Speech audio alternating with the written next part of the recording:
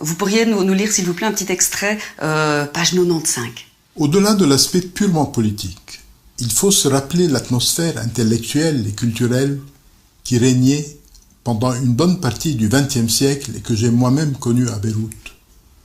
Je songe, par exemple, au débat que pouvaient avoir les étudiants et les étudiantes à l'université de Khartoum, dans les jardins de Mossoul ou dans les cafés d'Alep, aux livres de Gramsci que ces jeunes avaient l'habitude de lire, aux pièces de Bertolt Brecht qu'ils jouaient ou applaudissaient, aux poèmes de Nazim Hikmet ou de Paul Éluard, aux chants révolutionnaires pour lesquels leur cœur battait, aux événements qui les faisaient réagir, la guerre du Vietnam, le meurtre de Lumumba, l'emprisonnement de Mandela, le vol spatial de Gagarine ou la mort du Tché. Et plus que tout cela, je songe, avec une profonde nostalgie, au sourire des étudiantes afghanes ou yéménites qui irradient encore sur les photos des années 60.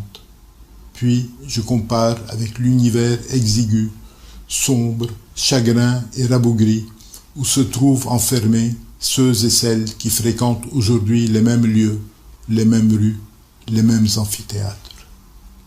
À la lecture de cet extrait, Amin Maalouf, qu'est-ce qui explique alors que les peuples étaient en perdition et le sont encore aujourd'hui? Comment est-ce qu'on est passé, comme vous le dites dans votre livre, du Dr Jekyll au Mr Hyde? Comment est-ce que des peuples qui ont rêvé et partagé les mêmes mythes, les mêmes ambitions communes, sont devenus des foules arrogantes, violentes et désespérées? C'est évidemment un long processus. Moi, j'insiste beaucoup sur les changements qu'il y a eu dans cette partie du monde, parce que l'idée qui prévaut aujourd'hui, un peu partout, et je le découvre souvent avec surprise, c'est que cette région ne bougera jamais, que les sociétés sont immuables, que c'est sans espoir.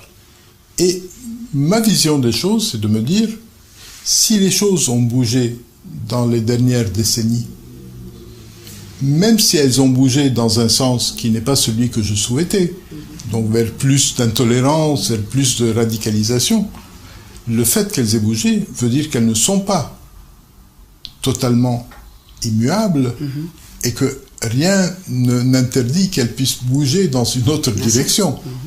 Et dans le mythe du Dr Jekyll and Mr Hyde, un personnage prend le dessus, puis l'autre revient pour prendre le dessus. Et il ne faut pas s'imaginer que cette région, qui a connu une dérive assez monstrueuse dans les dernières décennies, va continuer dans cette voie. Je continue à penser que l'aspiration profonde des populations n'est pas vers plus d'intolérance, vers plus de violence, mais au contraire, c'est une aspiration qui rejoint l'aspiration de tous les peuples de la Terre, vivre mieux dans la dignité, dans des sociétés libres. On ne parvient pas toujours à l'obtenir, on ne parvient pas toujours à l'exprimer, mais les aspirations profondes sont celles-là. Vous parlez d'ailleurs, donc, second grand événement, une dizaine d'années plus tard, vous l'appelez l'année du grand retournement. Expliquez-nous, c'était quelle année et qu'est-ce qui s'est passé? Parce que en 79, en février, Khomeini est arrivé au pouvoir et c'était le commencement d'un mouvement qui allait s'étendre dans beaucoup d'autres pays, qui allait avoir des répercussions dans la planète entière. Et 3 mois après, mai 79, c'est l'arrivée au pouvoir de Madame Thatcher en Angleterre, avec une nouvelle manière de gouverner. En fait, on a rompu avec le capitalisme social qui voulait concurrencer le communisme en disant nous aussi, nous allons faire du social, nous allons avancer sur les droits des travailleurs, etc.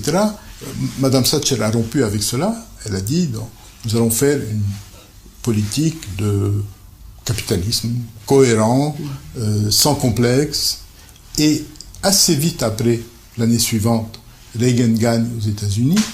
Et en quelques années, la manière de gouverner de Madame Thatcher, dont elle disait qu'il n'y avait pas d'alternative, que c'était la seule manière, a réussi à devenir la norme dans le monde entier.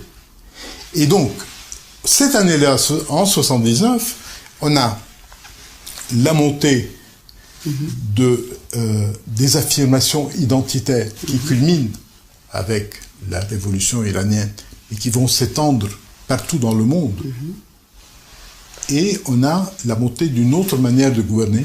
Et ce sont les deux événements majeurs qui conditionnent le monde où nous sommes, c'est-à-dire un monde marqué à la fois par des tensions identitaires et par des tensions sociales, où beaucoup de gens, beaucoup de couches sociales ont le sentiment d'être soit persécutés, soit laissés de côté.